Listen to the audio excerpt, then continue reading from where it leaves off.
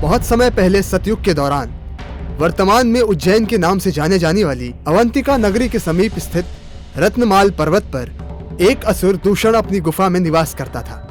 उसकी शक्ति और अधिकार केवल रत्नमाल पर्वत की सीमा तक सीमित थे, परंतु उसकी लालसा इससे कहीं अधिक थी। दूषण का सपना था कि वह न केवल अवंतिका बल्कि पूरी पृथ्वी पर अपना वर्चस्व स्थापित करे और एक अजेय साम्राज्य का स्थापना करे। दूषण, जैसा कि अन्य शक्तिशाली असुरों की आकांक्षाएं होती हैं, वही चाहता था, पूरे विश्व पर अपना शासन और प्रकृति के सारे सुखों का अनुभव। लेकिन उसे यह भी भली भांति समझ था कि अन्य असुरों के अहंकार और दुस्साहस का क्या हश्र हुआ था। इस कारण उसने अपनी इच्छा को पूरा करने के लिए एक विशेष और अद्वितीय शक्ति प्राप्त करने की योजना बनाई। वह रत्नमाल पर्वत के घने वन क्षेत्रों में जाकर ब्रह्मदेव की कठोर तपस्या में लीन हो गया। वर्षों तक उसने अपने समर्पण और साधना से ब्रह्मदेव को प्रसन्न करने की कोशिश की। कई साल गुजर गए, लेकिन ब्रह्मदेव ने अभी तक उसके तपस्या का फल नहीं दिया था। दूषण ने अपनी तपस्या में कभी भी विचलन नहीं आने दिया। उसकी हिम्मत कभी भी कमजोर नहीं पड़ी। वह निरंतर अपने साधना में लीन रहा और एक दिन वह पल आ ही गया जब ब्रह्मदेव उसकी तपस्या से प्रसन्न होकर रत्नमाल पर्वत पर प्रकट हुए। ब्रह्मदेव ने दूषण को उसकी कठोर साधना से जगाकर कहा, अब तुम जो चाहो वह वरदान मांग सकते हो। दूषण ने ब्रह्मदेव का सम्मान करते हुए उनके सामने अपने हाथ जोड़े और उनसे वचन लिया कि वह उसकी मनचाही शक्ति प्रदान करेंगे। ब्रह्मदेव ने विवश होकर यह वचन दिया। दूषण ने अपनी तमाम इच्छाओं और योजनाओं को ब्रह्मदेव के सामने रखा और उनसे एक अकल्पनीय शक्ति की मांग की। उसने कहा, हे भगवान, मुझे वह शक्ति दो जो त्रिदेव के समान महान हो, ताकि मैं हर स्थान पर राज कर सकूं और किसी भी शत्रु से ना हारूं। ब्रह्मदेव ने दूषण की मांग सुनी और यह सुनकर वह चकित रह गए और उन्होंने समझाया कि त्रिदेव के समान शक्ति प्रदान करना एक असंभव कार्य है। लेकिन दूषण ने ब्रह्मदेव से वचन लेने के बावजूद उन्हें बार बार यह याद दिलाना शुरू किया कि उन्होंने यह वादा किया था। दूषण के दबाव में आकर ब्रह्मदेव धर्म संकट में पड़ गए, क्योंकि उन्होंने पहले ही वचन दे दिया था। अब उन्हें यह तय करना था कि वह दूषण की मांग पूरी करें या अपनी शक्तियों का सीमित उपयोग करें। ब्रह्मदेव दूषण की अड़िग इच्छा को देखते हुए उसे अत्यंत शक्तिशाली बनने का वरदान दे ही देते हैं, लेकिन साथ ही उन्होंने एक गंभीर चेतावनी भी दी कि वह अपनी प्राप्त शक्तियों का दुरुपयोग शिव भक्तों के खिलाफ ना करें। दूषण ने यह चेतावनी नकारते हुए ब्रह्मदेव से किसी प्रकार की सलाह न लेने का फैसला किया और जोर जोर से हंसी हंसी में ठहाके मारने लगा। ब्रह्मदेव मुस्कुराए और रत्नमाल पर्वत से अंतर्ध्यान हो गए। जैसे ही वह गुफा के अंधेरे में समाने लगे, दूषण की शक्ति में और भी वृद्धि होने लगी। अपनी प्राप्त शक्तियों से अभिभूत दूषण ने अपनी गुफा को एक भव्य राजमहल में बदल डाला और सिंहासन पर विराजमान हो गया। अपनी मायावी शक्तियों का उपयोग करते हुए वह ठहाके लगाता हुआ हजारों की संख्या में आसुरी योद्धाओं को उत्पन्न करने लगा। इन विशाल शक्तिशाली सेनाओं के साथ दूषण ने अवंतिका नगरी और उसके आसपास के सभी राज्यों पर एक भयावह आक्रमण कर दिया। उसने हर दिशा में अपने आसुरी युद्ध घोष से राजाओं और प्रजाओं में डर का माहौल फैला दिया। वह हर राज्य को अपनी शक्तियों से अपने अधीन करने का योजना बना चुका था और उसकी सेनाएं तेजी से फैलने लगी। दूषण ने अपनी आसुरी सेनाओं के साथ बड़ी क्रूरता से हर किसी को नष्ट करना शुरू कर दिया। शहरों को आग में झोंकते हुए बर्बादी का तांडव मचाने लगा। कुछ ही समय में उसने अवंतिका समेत कई राज्यों और कबीलों को अपने अधीन कर लिया था। उसकी बढ़ती शक्ति से कुछ राज्य और नेता भयभीत हो गए थे। कुछ ने तो उसके सामने आत्मसमर्पण कर दिया, जबकि कुछ अपनी जान बचाने के लिए उसकी बातों में आ गए। दूषण का आतंक फैल चुका था और उसका नाम हर एक मुंह से निकलने लगा था। दूषण की बढ़ती शक्तियों और उसके फैलते साम्राज्य को देखकर पाताल के असुर भी उसके शक्ति से डरकर घुटने टेकने लगे थे। समय के साथ दूषण और भी शक्तिशाली हो गया और उसका नाम सुनते ही बड़े बड़े राजाओं और महाराजाओं के दिलों में भय समा जाता था। युद्ध के मैदान में जाने से पहले ही वे अपना साम्राज्य छोड़कर भाग जाते थे, क्योंकि दूषण का नाम ही उनके लिए एक खौफनाक सजा बन चुका था। अगर किसी राजा और सेनापति ने दूषण की बातों को नहीं माना और उससे भिड़ने की कोशिश की, तो वह अपनी दिव्य शक्तियों का उपयोग करते हुए उन्हें न केवल पराजित कर देता, बल्कि उन्हें बेरहमी से मौत के घाट उतार देता। उसकी क्रूरता और अद्वितीय शक्ति ने उसे अपराजय बना दिया था। दूषण के अत्याचार और क्रूरता के कारण समस्त नगरी और पूरे संसार में उसे काल के नाम से जाना जाने लगा था। उसका साम्राज्य दिनों दिन फैलता गया और उसने पृथ्वी के हर एक कोने में अपनी पकड़ बना ली। अब वह सिर्फ राजाओं और साम्राज्यों को ही नहीं, बल्कि देवताओं और उनके धार्मिक अनुयायियों को भी अपने अधीन करने का योजना बना चुका था। उसकी अगली चाल देवी देवताओं, धर्म गुरुओं और धार्मिक आस्थाओं पर विश्वास रखने वाले पुजारियों को निशाना बनाना था। दूषण के लिए इन शक्तिशाली और श्रद्धेय व्यक्ति को नष्ट करना अब अगला कदम था। ताकि वह अपनी सत्ता को और भी मजबूत कर सके और अपनी निरंकुशता को हर जगह स्थापित कर सके। इसके बाद दूषण ने सोचा, क्यों ना मैं अपने सैनिकों को भेजकर सभी राज्यों में ऋषि मुनियों और पुजारियों को नष्ट कर दूं, ताकि स्वर्ग लोक में बैठे देवी देवता भयभीत हो जाए। उसने अपने सैनिकों को आदेश दिया और उन्हें राज्य राज्य में भेज दिया ताकि वो खौफ फैलाने के लिए हर जगह आतंक मचाए। इसके बाद अत्याचारी दूषण के सैनिक गांव-गांव में जाकर साधु संतों को धमकाने लगे। उन्होंने धर्म की रक्षा करने वाले साधुओं के साथ साथ आम लोगों पर भी अत्याचार करना शुरू कर दिया। हर जगह यह फरमान सुनाया गया कि अगर किसी ने पूजा पाठ किया या भगवान का ध्यान किया तो उसे बिना दया के मौत के घाट उतार दिया जाएगा।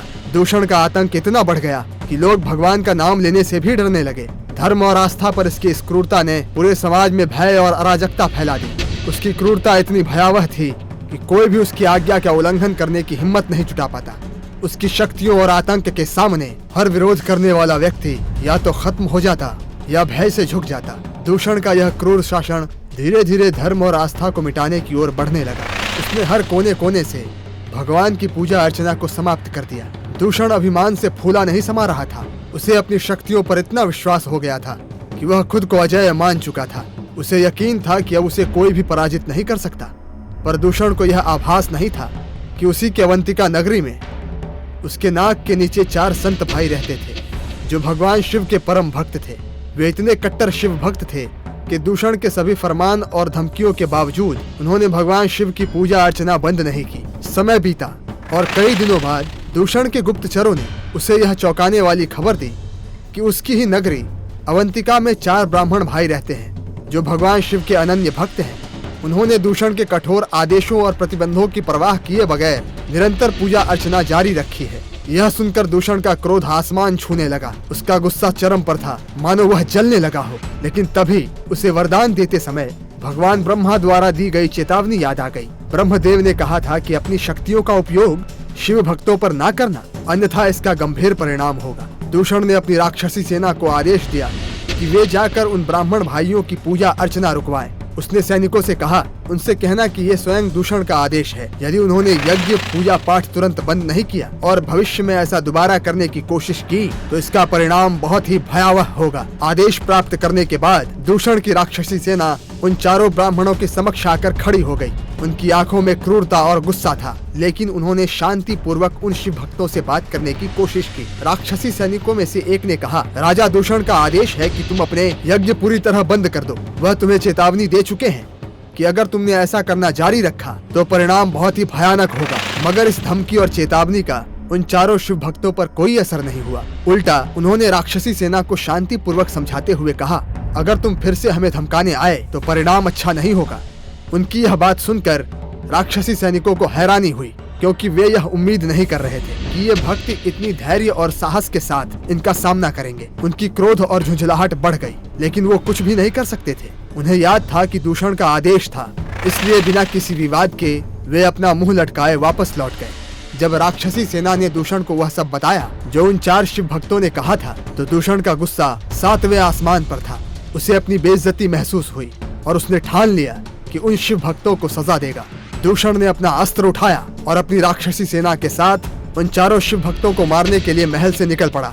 तभी आसमान में बिजली कड़कने लगी और भगवान ब्रह्मा प्रकट हुए और उन्होंने चेतावनी दी कि अगर तुम इस तरह का कृत्य करने का दुस्साहस किया तो तुम्हें ऐसी भयानक मौत मिलेगी जो तुमने कभी सोचा भी नहीं होगा। यह सुनकर दूषण और उसकी राक्षसी सेना सभी सोच में पड़ गए। दूषण के मन में अब यह सवाल उठने लगा कि क्या किया जाए। फिर कुछ पल सोचने के बाद उसके मन में एक विचार आया। उसने सोचा कि अगर भगवान ब्रह्मा ने मुझे त्रिदेव जैसी शक्तियाँ दी हैं, तो मुझे डरने की कोई जरूरत नहीं है। मैं तो अब उनके बराबर शक्तिशाली हूँ। और भगवान शिव के साथ अपनी शक्ति की तुलना की और महसूस किया कि वह उनसे कई गुना शक्तिशाली है। इस विचार से वह और भी अधिक विश्वास से भर गया। यही वह क्षण था जब दूषण ने सबसे बड़ी भूल की। अपनी शक्तियों के अहंकार में डूबकर उसने भगवान ब्रह्मा की चेतावनी को नजरअंदाज किया और निकल पड़ा उन भक्तों को मारने के लिए। और वहीं अवंतिका में 4 शिव भक्त ब्राह्मण भाई महादेव के यज्ञ में लीन थे। वे भगवान शिव के ध्यान और पूजा में पूरी श्रद्धा से डूबे हुए थे। तभी अचानक अत्यंत क्रोधित दूषण का आगमन हुआ।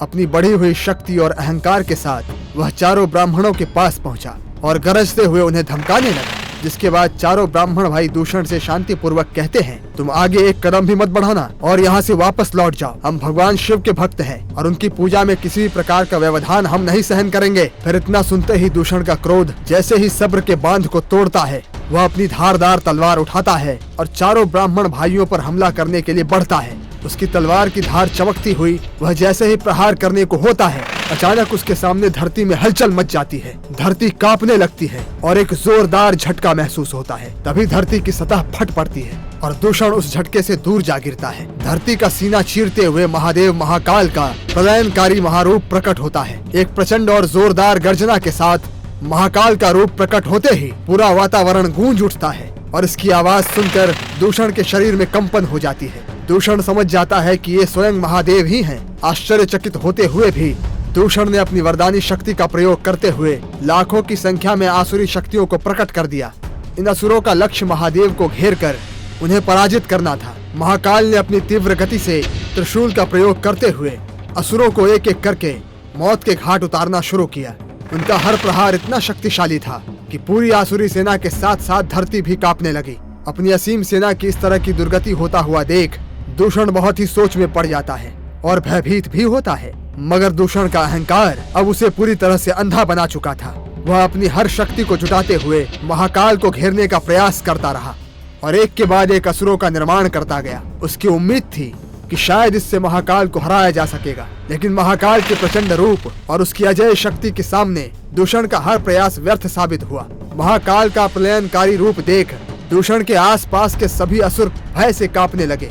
कुछ असुर तो महाकाल का क्रोध देखकर भागने का योजना बनाने लगे, पर महाकाल अपने विकराल रूप में थे। उन्होंने एक एक करके सभी राक्षसों को लगभग मार ही दिया था और कुछ ही देर में महाकाल ने दूषण के हर एक राक्षसी सेना को मौत के घाट उतारा। वे सभी महाकाल की भेंट चढ़ चुके थे और अब दूषण की वरदानी शक्तियां भी खत्म होने को थी, मगर अभी भी दूषण के अंदर उसका अहंकार बचा था और इसी अहंकार ने दूषण को सीधे ही महाकाल से टकराने की प्रेरणा दी।